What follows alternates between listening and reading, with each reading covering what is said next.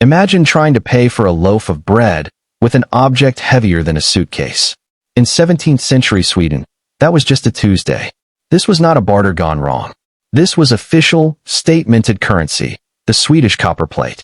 We're talking about a solid slab of metal weighing up to 20 kilograms. That's over 40 pounds. The size of a large floor tile and about as convenient to carry. Picture trying to slip one of these into your pocket or casually handing it over at a market stall. You'd need a wagon, not a wallet. And here's the best part. It was famously, hilariously theft-proof. There are stories of would-be robbers breaking into a warehouse, seeing the stacks of immense copper plates, and giving up. They couldn't carry their loot. The money itself was its own security system. So why? Why would a powerful European kingdom create a form of money that was almost comically impractical to use? It seems like a terrible idea. But this absurd copper wasn't a mistake.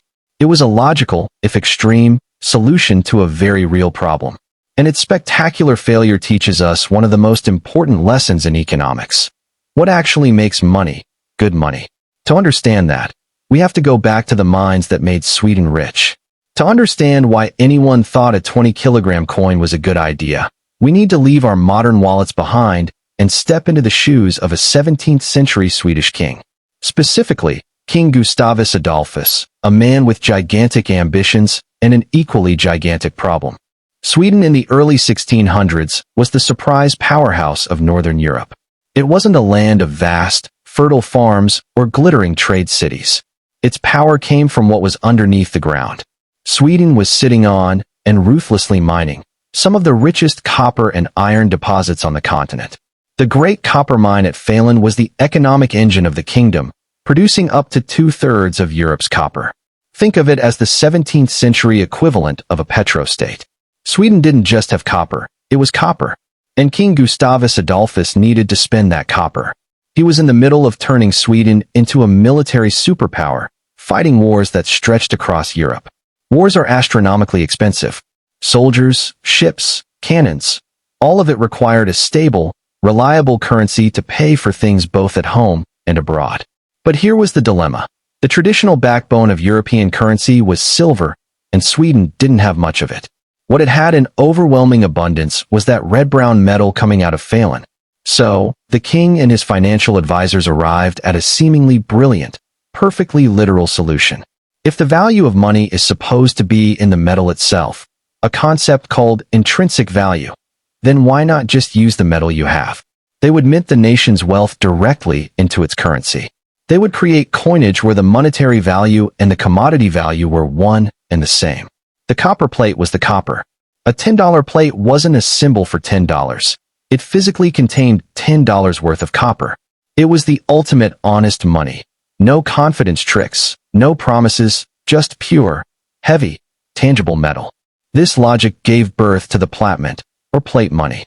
Starting in the 1640s, the government issued these rectangular slabs, stamped with the royal crown, their value, and the year. They came in different sizes, from a merely burdensome few kilograms to the legendary monster plates. It was a bold statement of national wealth. Look at our money, Sweden was saying. It is as solid and substantial as our power. But in solving one problem, creating a currency from their most abundant resource, they inadvertently created another, far more ridiculous one. They had successfully turned a commodity into cash, but in doing so, they ignored a fundamental question. How do people actually use this stuff? The stage was now set for one of history's most tangible economic experiments, where the sheer, back-breaking weight of an idea would soon become its fatal flaw. So Sweden had its new currency, massive, intrinsic, and impressively solid. Now came the practical experiment, daily life. And this is where the theory of plate money collided, with a deafening metallic thud, against the reality of human existence. First, consider the simple act of buying something. Let's say you're a merchant, and you've sold a cow. Your payment arrives not as a pouch of coins, but as a 20-kilogram copper plate worth, perhaps, $50. But the cow was only $40. You now owe change. So, you take out your chisel and your heavy hammer, standard tools of any 17th century Swedish shopkeeper, and you physically hack a chunk worth $10 off the plate. You hand the customer a sharp, jagged piece of metal. This was normal. Transactions weren't just financial. They were a form of light blacksmithing. Carrying your wealth meant dragging it on a sled or hauling it in a cart. Going to market looked less like a shopping trip and more like a mining expedition. This leads us to the legendary, and possibly apocryphal, tale that perfectly encapsulates the absurdity. As the story goes, thieves once managed to break into a Stockholm warehouse where the kingdom's plate money was stored. They faced a vault not of locked doors, but of pure physics. Confronted with towers of slabs, each weighing as much as a small person, they realized their predicament. They could have all the money in the room, if they could lift it. The story says they abandoned the heist, defeated not by guards or alarms, but by the debilitating portability of their target. The money was literally too heavy to steal. It was the world's most secure and most inconvenient safe. But humans are ingenious, especially when faced with paralyzing inconvenience. People quickly realized that moving the actual plates for every transaction was insane. So, they started doing what people do. They created paperwork. If a large plate sat in a trusted warehouse, its owner would circulate handwritten notes or transport notes that represented a claim on that specific, immobile slab. I, Lars, own this 100 plate in Sven's cellar. This note is proof. You can have it if you go get it. These notes began to change hands instead of the plates themselves. They were more convenient, more portable. Sound familiar? Sweden, straining under the weight of its own currency, had accidentally begun to reinvent the concept of paper money, not as official policy, but as a grassroots workaround for a system that defied common sense. The final, crushing blow came from the very intrinsic value that gave the plates their legitimacy. The plates were worth the market price of the copper they contained. And copper prices, like all commodity prices, fluctuate. If the international price of copper fell, the intrinsic value of every single plate in Sweden fell with it. Overnight, the physical substance of your life savings could be devalued by market forces beyond your control. Imagine your bank calling to say your account balance had shrunk because the price of silicon chip material dropped. Even worse, debts were often written in a silver currency. If copper became cheaper relative to silver, you would need to haul even more physical copper to settle the same debt. The system created a bizarre, gravity-filled nightmare of deflation. The great copper experiment was collapsing under its own mass. It was durable, yes. It had intrinsic value, sure. But as a medium of exchange, it was a catastrophic failure. It violated the most basic need of money, to facilitate trade, not hinder it. The plates were less a currency and more a particularly unforgiving form of savings account you had to store in your barn. The kingdom's grand solution had become its most cumbersome problem, proving that sometimes, the weight of an idea is its heaviest cost. The saga of Swedish plate money isn't just a quirky historical footnote. It's a masterclass in monetary theory, taught with 20-kilogram bricks. Its failure wasn't random. It failed because it spectacularly violated the fundamental properties that economists agree make for good money. Let's break down these properties and see exactly where the copper plates went wrong. First, durability. Money needs to survive being handled, stored, and traded. Here, the plates were champions. You could leave one in a field for a century, and it would be fine. They were virtually indestructible. 1 point to copper. Second, divisibility. Good money should be easily divided into smaller units to make change for transactions of any size. The plates sort of passed. You could divide them with a hammer and chisel. But turning a neat, stamped slab into a pile of sharp, irregular fragments is a terrible way to run an economy. It destroys the uniformity of the currency and is wildly inconvenient.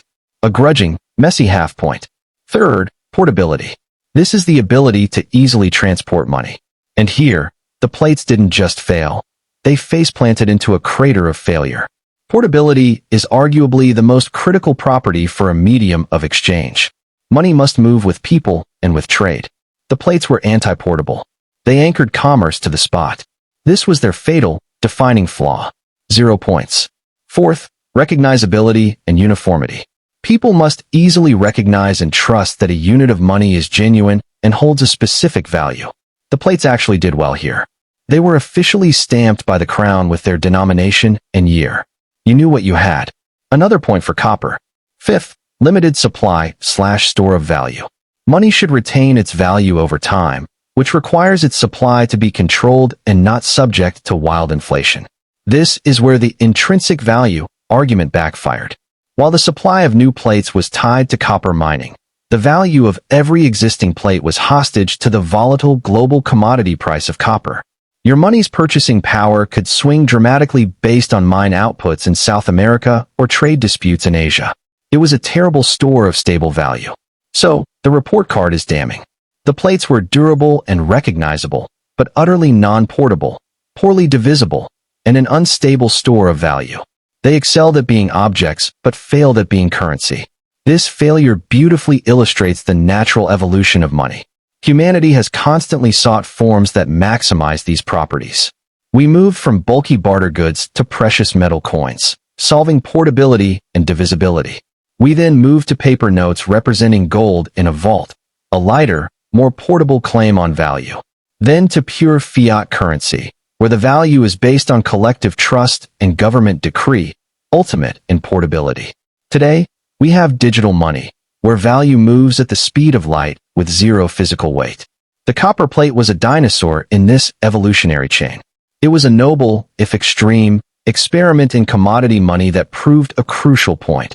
For money to work, it has to be more than just valuable material. It has to be a practical tool for human interaction. The Swedish plate was a brilliantly secure warehouse for value, but a terrible key to unlock trade. It showed, in the heaviest way possible, that the best money isn't the one that contains the most value in itself, but the one that most efficiently transmits value between people. The story of Sweden's plate money doesn't end with its failure. In a strange twist, this monetary dinosaur actually helped push Sweden toward a more modern financial future. The very impracticality that doomed the plates, their immovable weight, accelerated the adoption of the paper credit notes people had been using as workarounds. By 1661, just a few decades after the first plates were minted, Stockholm's Banco issued Europe's first official, widely circulated banknotes. They were born, in part, from the sheer exhaustion of dealing with literal tons of cash. The plate's legacy was to prove, through sheer brute force, that a lighter, more abstract system was not just convenient, but necessary. This history echoes in our own monetary experiments. Consider cryptocurrency mining. To create new digital Bitcoin, vast arrays of computers solve complex puzzles, consuming enough electricity to power small countries. It's a different kind of heavy, an enormous, tangible, physical resource expenditure to create something intangible. It's the modern inverse of the plate. Instead of a heavy object representing value, we have a heavy process securing a weightless one. Both are attempts to anchor value in something costly and difficult to produce, whether it's smelting copper or running server farms. So, what's the final verdict on Sweden's 20-kilogram coins? They weren't stupid. They were a logical, if extreme, solution born from a specific time and place. A copper-rich kingdom needing to weaponize its natural resources. The experiment failed not because the idea had no logic, but because it confused the source of value with the function of money. Money, at its core, isn't about the object. It's about a shared story of trust and a tool for efficient exchange. The best money minimizes friction. The copper plates were all friction, physical, logistical, economic. They were a monument to intrinsic value that forgot about human convenience. In the end, the plate money teaches us that if your currency is a better workout tool than a medium of exchange, you've designed it wrong. It's a hilarious, heavy-handed reminder that for money to truly work, it has to move with us, not against us. If you enjoyed this deep dive into history's heaviest financial mistake, do us a favor and hit that subscribe button. It's infinitely lighter than a copper plate, and it helps us keep bringing you curious stories like this one. Thanks for watching.